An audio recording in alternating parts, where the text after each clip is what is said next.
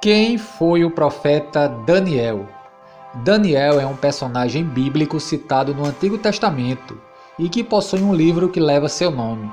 Sua história na Babilônia, suas visões e interpretações de sonhos e, sobretudo, o famoso episódio envolvendo a Cova dos Leões fazem do profeta Daniel um dos personagens mais conhecidos por todos.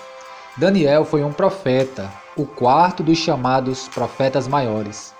Nada se sabe sobre sua vida, além do que é relatado no livro que traz seu nome. Sabemos que o profeta Daniel foi um israelita de linhagem nobre e real, levado cativo de Judá para a Babilônia pelo rei Nabucodonosor.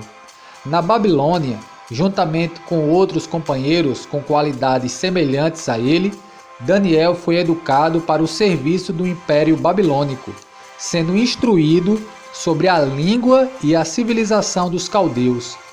Dentre os companheiros de Daniel na Babilônia, o relato bíblico destaca 3 nomes: Ananias, Misael e Azarias, também conhecidos por seus nomes babilônicos, Sadraque, Mesaque e Abidnego. Daniel também recebeu outro nome, Beltesazar. O rei da Babilônia determinou que fosse servida aos jovens capturados as mesmas iguarias que eram servidas no banquete real da corte pagã. Porém, Daniel propôs no seu coração não se contaminar com a porção das iguarias do rei, nem com o vinho que ele bebia. Isso parece indicar que possivelmente o alimento real era conflitante às regras alimentícias estabelecidas na lei de Moisés. Daniel então conversou com o chefe dos eunucos, a qual Deus fez com que Daniel achasse graça e misericórdia, para que ele não precisasse comer daquele banquete. Inicialmente foi feito um acordo para que durante 10 dias fosse servido a Daniel e seus 3 amigos apenas legumes e água. Ao final dos 10 dias, eles seriam examinados e comparados com os demais jovens que estavam se banqueteando com as iguarias do palácio. Após 10 dias, Daniel, Ananias, Misael e Azarias estavam com um aspecto mais saudável do que qualquer outro jovem. A Bíblia diz que Deus concedeu a estes 4 jovens conhecimento e a inteligência em todas as letras e sabedoria, mas a Daniel, Deus também deu entendimento em toda a visão e sonhos. Quando o período de treinamento determinado por Nabucodonosor terminou, os jovens foram conduzidos à presença do rei. Na ocasião, a Bíblia diz que não foram achados outros jovens tão capazes como Daniel, Ananias, Misael e Azarias, fazendo com que eles ficassem assistindo diretamente diante do rei.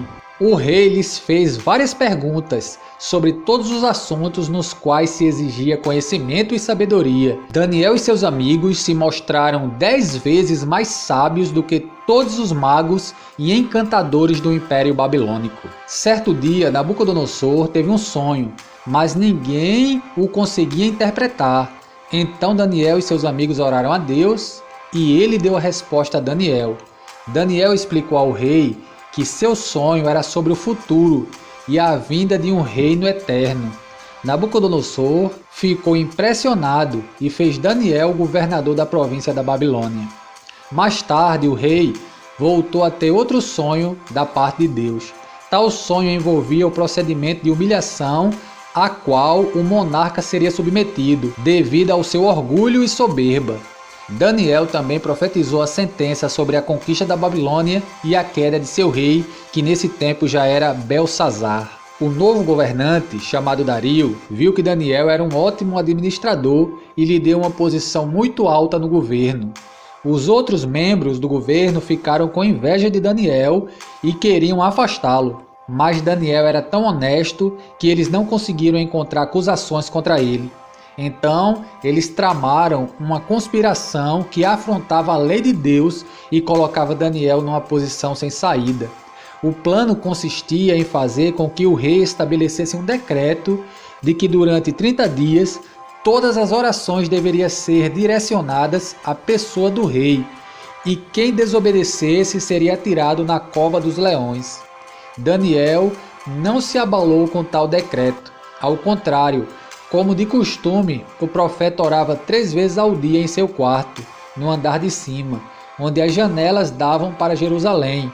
Como parte da conspiração, os homens ficaram vigiando o profeta Daniel, e assim que o encontraram orando a Deus, correram para contar ao rei. Ao ouvir sobre a desobediência do profeta Daniel, Dario ficou muito entristecido e tentou salvar Daniel até o fim do dia.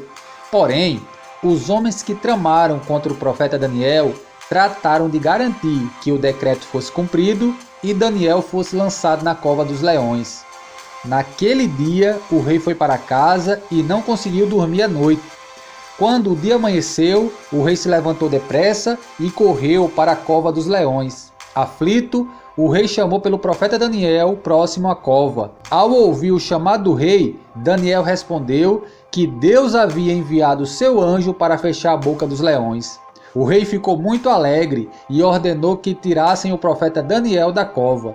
Em contrapartida, Dario ordenou que aqueles que se levantaram contra Daniel fossem atirados juntamente com suas famílias à cova dos leões.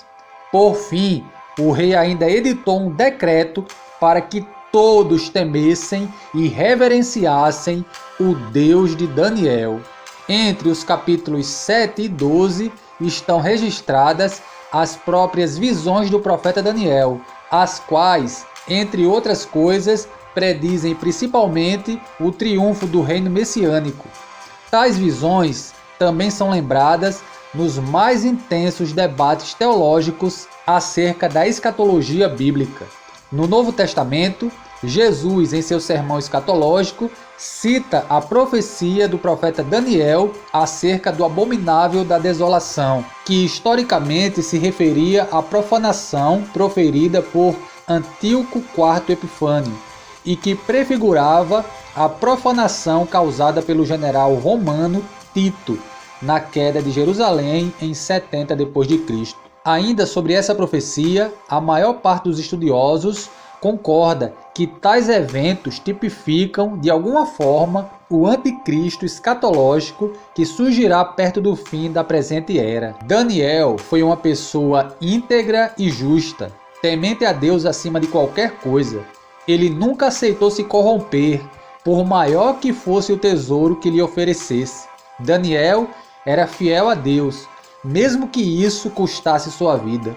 Ele também nos mostrou como é possível buscar Deus mesmo em uma terra estranha e mergulhada no paganismo. Existe uma tradição rabínica que afirma que o profeta Daniel voltou para Jerusalém no final de sua vida, com a libertação dos exilados, e foi sepultado em Suzã. Porém, não existe qualquer evidência maior para atestar tal tradição.